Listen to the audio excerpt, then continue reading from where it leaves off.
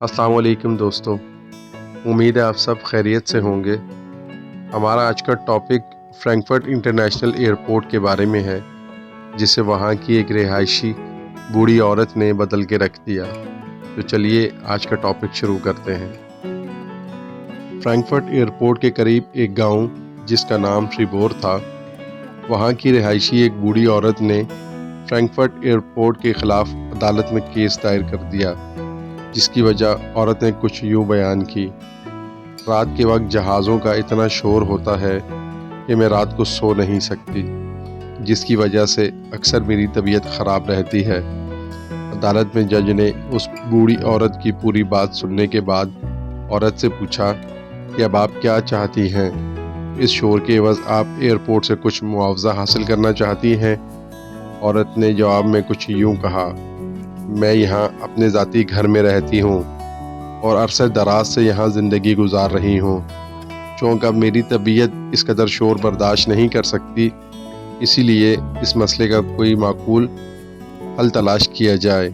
और साथ ये बताया कि ना तो मुझे कोई पैसों की ज़रूरत है और ना मैं अपना गांव छोड़कर कहीं जाना चाहती हूँ। इस बात से उस वक्त के मौजूदा हुक्काम भी बहुत परेशान हुए कि अब इस मसले का क्या हल हो सकता है।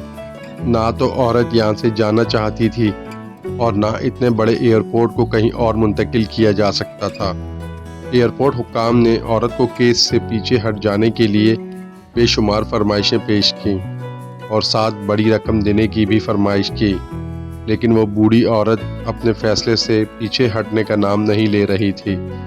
आखिरकार थक हार कर जज ने कहा, अगर हम आपकी नींद के टाइम को मैनेज कर लें, मतलब रात का एक मखसूस टाइम जब आप सो रही हों, तब एयरपोर्ट पर कोई फ़्लाइट नहीं उतरेगी। क्या आपको ये फ़ैसला मंजूर है? जिससे वो औरत भी मुतमईन हो गई और तब से लेकर आज तक फ्रैंकफर्ट एयरपोर्ट पर रात 12 से लेकर सुबह 5 बजे तक कोई फ़्लाइट नहीं उतरती। ये है वो इज़्ज़त, वो मुकाम, वो इंसाफ जो जर्मनी अपने आवाम को देता है। यहाँ हर इंसान के हुकूक बराबर हैं और हर एक के लिए इंसाफ का मयार यकसा है। जी तो दोस्तों, उम्मीद है आपको हमारा ये टॉपिक पसंद आया होगा। मिलते हैं आपसे बहुत जल्द एक नए टॉपिक के साथ। अपना और उन लोगों का जिनकी ज़िंदगी आपसे वाबस्ता है रखिएगा बहुत सा ख्याल। अल्लाह हाफ़िज़।